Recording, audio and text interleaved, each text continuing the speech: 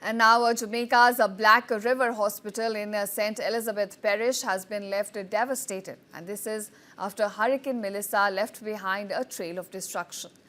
Now, the drone footage from the site shows gaping holes in the pediatric ward roof and also debris scattered across hospital corridors.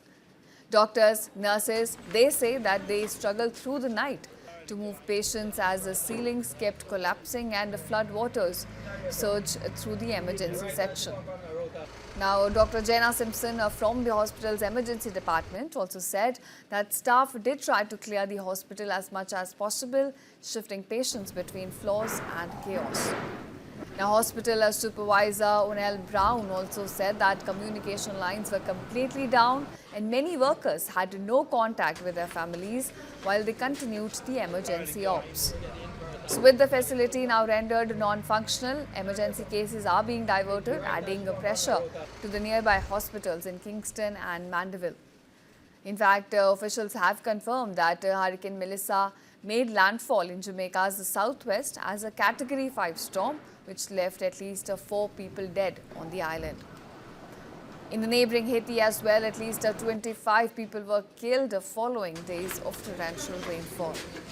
Now, viewers, more than 70% of Jamaica's power grid, it remained down as the rescue teams and soldiers cleared roads which were choked by fallen trees and debris. In fact, the storm had weakened to Category 1 strength as it moved northwest over open waters near Bermuda. Now, other areas have also been impacted. In the Bahamas, in fact, storm warnings were lifted, though officials stopped short of declaring an all clear as damage assessments are still being made on the ground.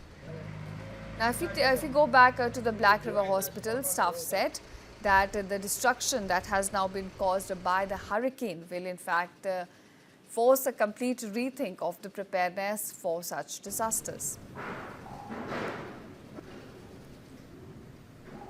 I am here, want to go home, want to know how my families are, how my residents are. Right now I'm far away from my resident, my families.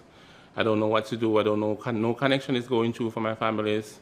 But I just want my families to know that I am safe, and the patients that were here, they are safe as well. We are on the children ward right now, and what we're seeing is that this is a PD ward here, where most of our babies will admit on this ward and stay in this ward. So in order for them to get their medication and get well and go back home to their family. To me, it's a great loss here right now. Children are out there, probably need medical attention, and we are unable to provide such medical service to them at this moment.